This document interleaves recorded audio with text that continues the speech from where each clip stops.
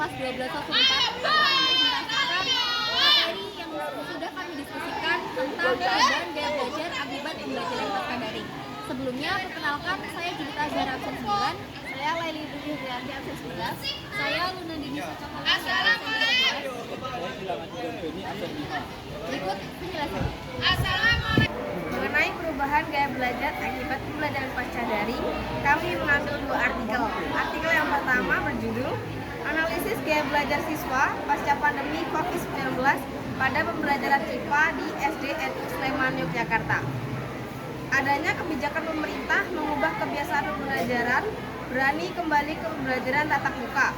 Perlunya penyesuaian kondisi belajar bagi siswa di sekolah dasar.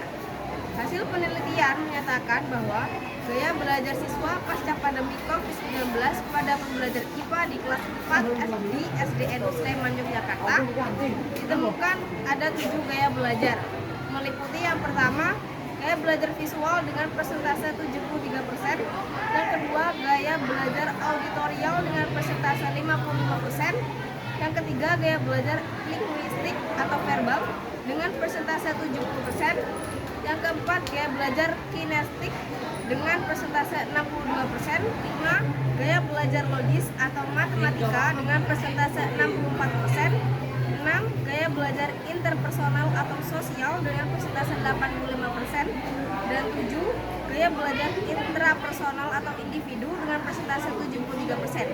Dari ketujuh gaya belajar, yang paling favorit adalah gaya belajar interpersonal sosial. Skor presentasi yang diperoleh sebesar 85% dengan kriteria sangat kuat.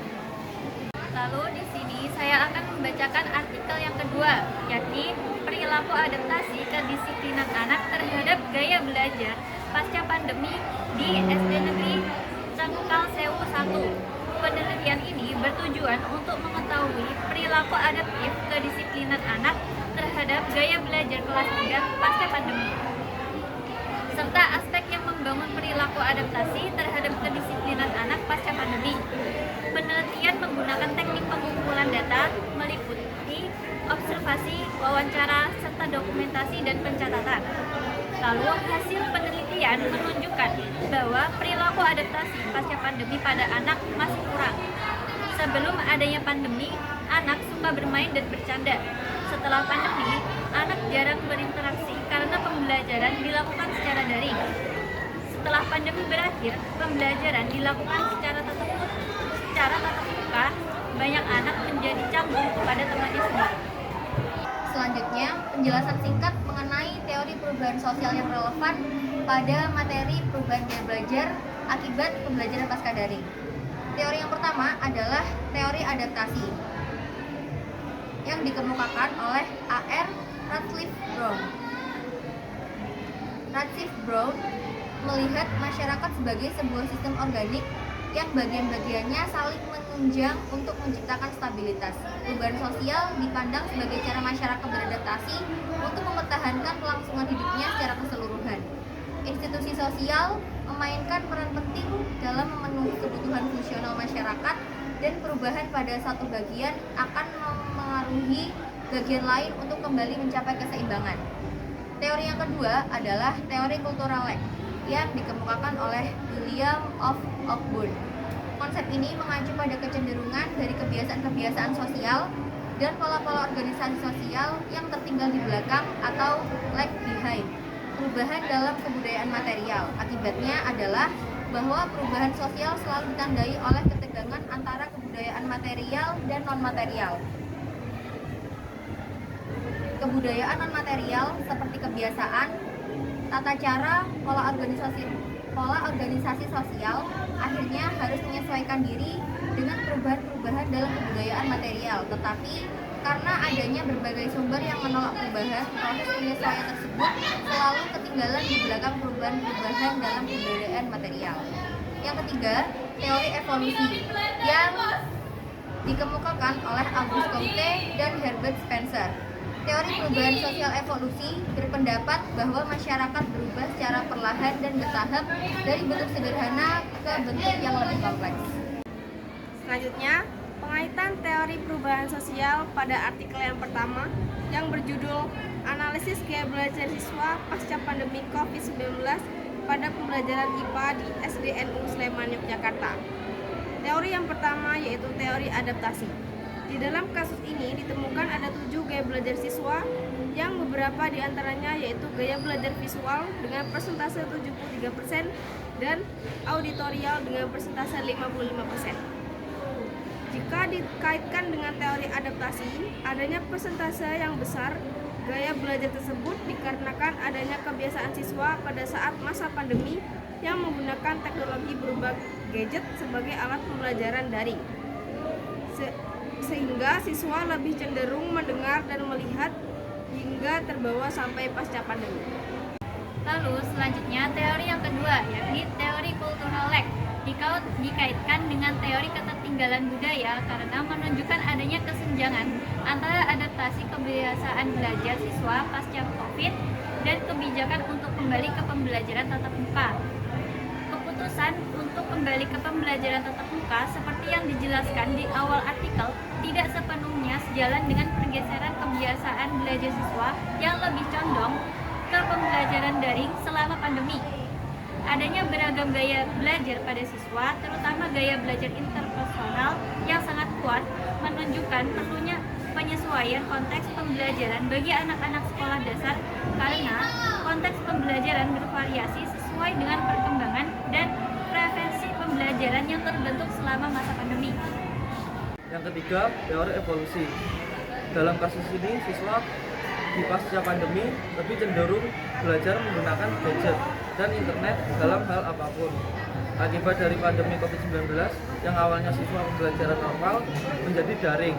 Jika dikaitkan dengan teori evolusi adanya perubahan di bidang teknologi yang awalnya penggunaan teknologi masih pasif sehingga sekarang menjadi masif dan lebih maju. Pengaitan teori perubahan sosial dengan artikel kedua.